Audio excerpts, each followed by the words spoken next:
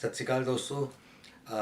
मेरा नाम प्रोफेसर कुलविंदर सिंह है और आज गुरु नानक देव जी के 550वें गुरुपुरब को समर्पित इस वर्ष में हम उनकी अलग अलग बातों को, सिद्धांतों को, उनकी जो समाज के लिए बहुत सारे उन्होंने उत्तम, सर्वोत्तम, सर्वश्रेष्ठ सिद्धांत कार्य दिए, उनके ऊपर बात करते हैं।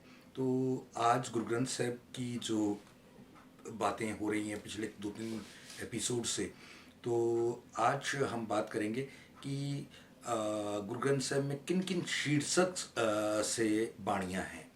पहला जो शीर्षक है उसमें हमने 3 शीर्षक ऑलरेडी कवर कर लिए हैं। तो उसके बाद अभी हम बात कर रहे हैं वनजारा। ये इस शीर्षक के का जो रचना है चौथे गुरु साहब ने की है और ये पेज नंबर अंक जिसको कहते हैं 80 से स्टार्ट होता है और ये श्री राग की बाणी है।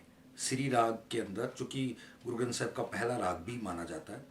और इसके बाद जो सेकंड शीर्षक में अगला शीर्षक आता है वो करहले करहले बानी है और ये भी चौथे गुरु साहब गुरु रामदास जी की रचित की हुई बानी है और इसमें 234 पेज में ये अंकित है। और ये जो बाणी है चौथे गुरु साहब ने उच्चारण की थी। इसके बाद अगली बाणी जो है, अगला जो शीर्षक है जिस बाणी का, वो है सुखमनी साहब। सुखमनी साहेब जो बाणी है उसका शीर्षक सुखमनी है, साहिब हम आदर सूचक लगा दिया करते हैं। और इसमें 24 अष्टपदी और 24 ही श्लोक हैं। 24 पौड़ियाँ हैं इनमें। और ये जो 24 अष्टपदियाँ और पौड़ियाँ और श्लोक हैं, ये 8-8 पदों के उसमें है। एक में 8 पद और वो 8 पदों के जब एक होता है तो एक पौड़ी बनती है।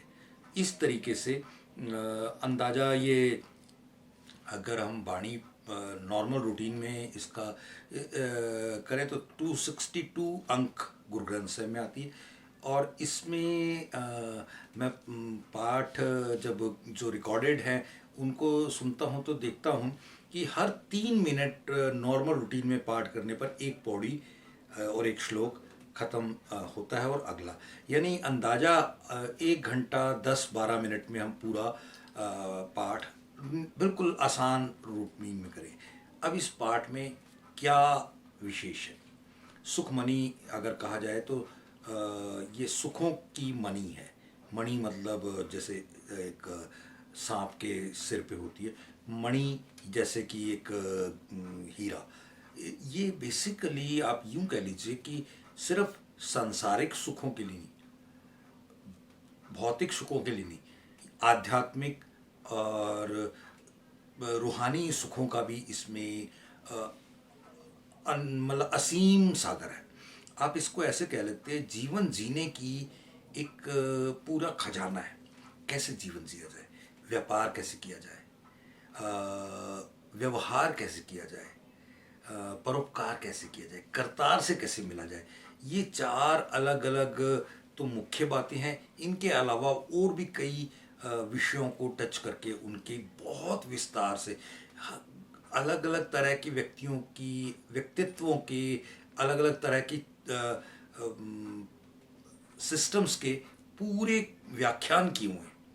मान लीजिए किसी को ब्रह्म ज्ञान का, ब्रह्म ज्ञानी के बारे में, संत का, हर एक के क्या चरित्र हैं, क्या गुण है, वो पूरा बताया। मतलब एक जांच है, एक सिस्टम है, एक नॉलेज है कि हमें कैसे जीवन को आगे बढ़ाना है। मैं आज अपनी बात को ख़त्म करूं, एक छोटी सी कहानी सुनाना चाहता हूँ। ये राजा जनक के दरबार में जब अष्टवक्र, अष्टवक्र वक्र कहते हैं विकार, अष्टवक्र, उसके शरीर में 8 अलग अलग विकार थे, कोई हाथ टेढ़ा, ये इस तरह से। और 8 विकारों वाला एक व्यक्ति वहाँ पहुँचा जो बहुत बड़ा ज्ञान का बहुत बड़ा ज्ञाता माना जाता है। तो जब वो पहुंचा तो उन्हें जाने के बाद सारे देखने के बाद हंसने लग गए।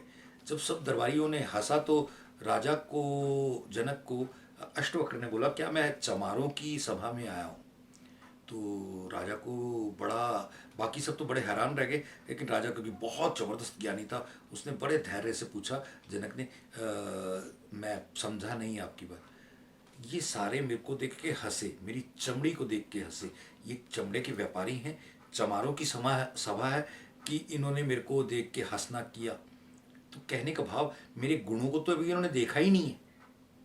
हमें भी अब आज मैं इस बात को गुरबाणी के इस आशय से जोड़ने की कोशिश करूँगा।